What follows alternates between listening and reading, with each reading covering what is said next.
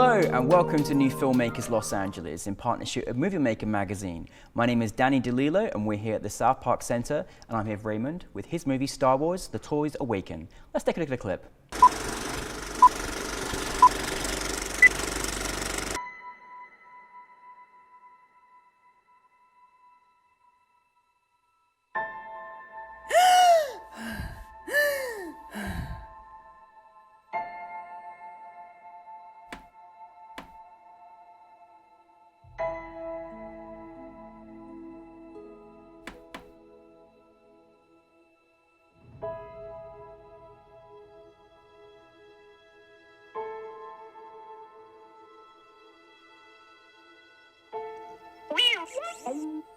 Who are you? Finn, you must be Rey. I'm Kylo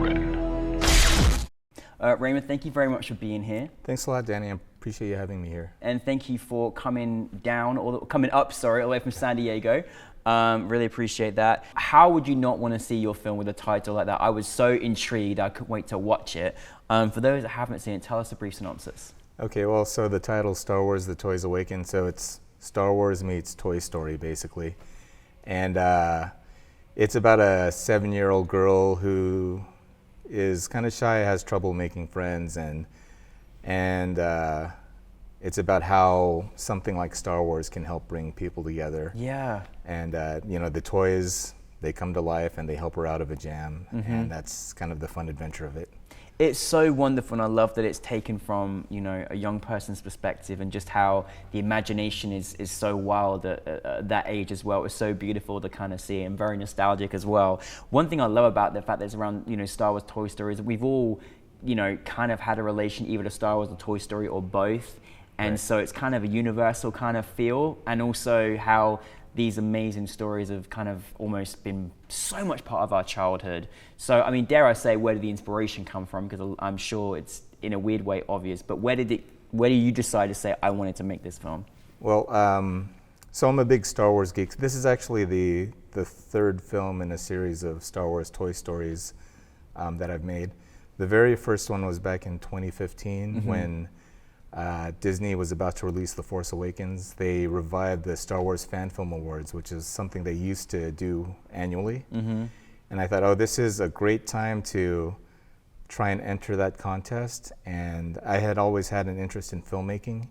And I thought, okay, a fan film, you know, if I screw it up, who cares? It's just a fan film. Yeah. So I thought, okay, let me take this opportunity, write a little story, see where it goes. So it did okay. I think it was a finalist at the Fan Film Awards, and then after that, my older daughter Malia, she was 6 at the time. She said, "I want to be in the next one," and yeah, I hadn't planned on making another one, but after she said that, I went ahead and wrote a script just for her because I thought it'd be so fun to make a film with her. Yeah, that's amazing. Yeah, so we started filming that in April of 2016, so that was soon after The Force Awakens came out. Wow. And I kind of wanted to write a story surrounding the hype of a brand new Star Wars film, you know, everything that goes with that. And how does that relate to a new generation of Star Wars fans? And how can that fandom reach people and make connections and all that stuff? And I wanted to have that nostalgic feel to it too.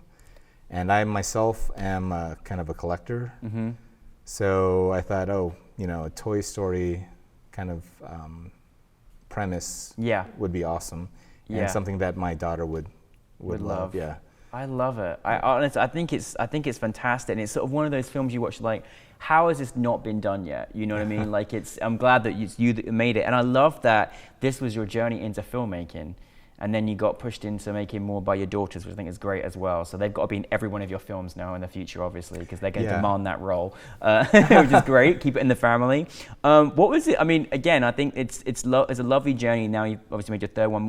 What is it like to do that? And obviously the casting process was easy, I'm sure. But what was it like making a film with your daughters? That's got to feel very special, and then seeing it on a big screen. Yeah, it was great. At times, I think they would tell you differently because I'm directing them, and you only see the final takes, but there were a lot of takes because they're not, my daughters aren't actors and they had no aspirations to be. But I mean, it was a lot of fun, like working together with them and trying to explain to them, you know, this is what the scene's about and here's what you need to do and this is how it'll all fit in. Because when you're filming, it doesn't make sense to them how the whole story works together.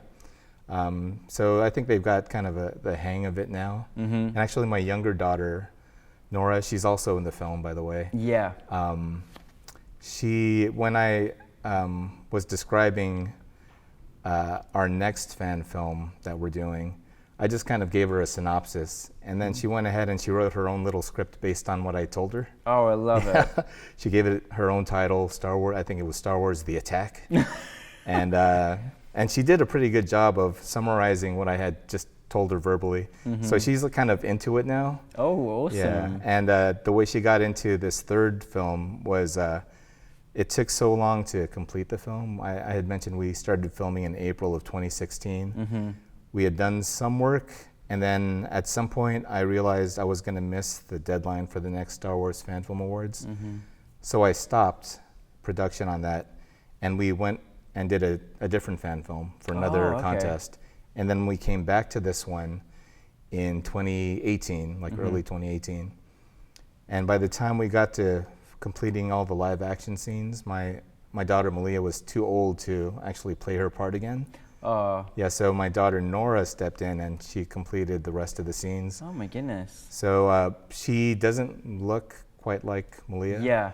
So we just kind of used her as a body double. We did some close-ups of Malia's face for facial reactions, and then we used Nora as a body double, and just kind of that's so clever. Edited all together. And hopefully the audience can't really tell. No, I didn't know until you mentioned the film event last night, and I thought that was phenomenal. So I'm glad they both got a part and a role in that too.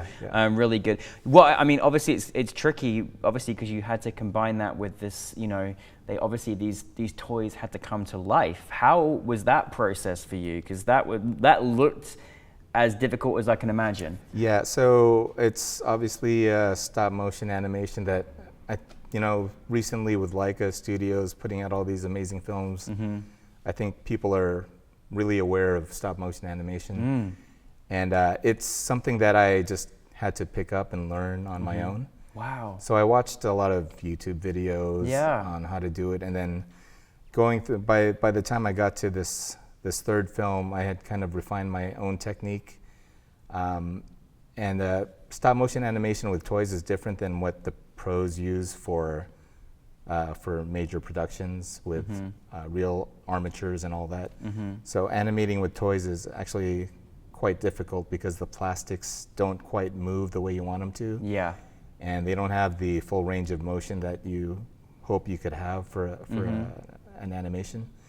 But yeah, it's just a painstaking process. To get about like 4 seconds of animation, for example, it could take anywhere from 4 to 8 hours to do the setup and lighting. 4 to 8 hours. And do all of the frame-by-frame animation. And yeah, it could take multiple takes, you know. It depends. It's a lot of work. Yeah. Well, that was a challenge, but you mentioned something at the event last night, which everybody was like, what? Which sounded like the biggest challenge. But what was so fascinating, everyone was fascinated with this story because they were like, you came through and you still made it happen. So tell us a little bit about what that challenge was that you had in this film. If people have seen the film, they know there's a scene at the end that's in a movie theater. And it's a kind of a micro theater that I rented out. And I had about 30 background actors playing movie theater patrons. And I had recruited a couple of folks to help me out on set. One was a camera operator and a sound recordist. And I was going to just take care of directing and rely on those tech guys to help me out with the production. And the morning of the shoot, they both canceled on me for various reasons. And it was too late to get anyone else. So I had to end up doing everything. So all the setup and recording and all that. And I was happy to recruit a couple of guys that were in the, as background actors. They helped me out as production assistants, and they just helped me set up things and kind of herd people and direct them to where they should be sitting. But it was a great example of just like, honestly, I think, people sometimes are faced with these things and they're like, right, can't do this, and you still pulled through and actually gave other people opportunities, which I think is wonderful as well. What is next for you? Is there another one coming through? Yeah, so I mentioned my daughter writing her own script for the next film. So I am working on another fan film, and specifically so that Nora can have her own role. She was just kind of a double in this last one, but she has her own role in this next film. And it's titled Home Solo, a Star Wars Toy Story. So think Star Wars meets Toy Story meets Home Alone. So it's kind of that Home Alone premise. Yeah. And I've got a great cast. I've got all the folks returning, and I've got Jamie Costa cast as the voice of Han Solo.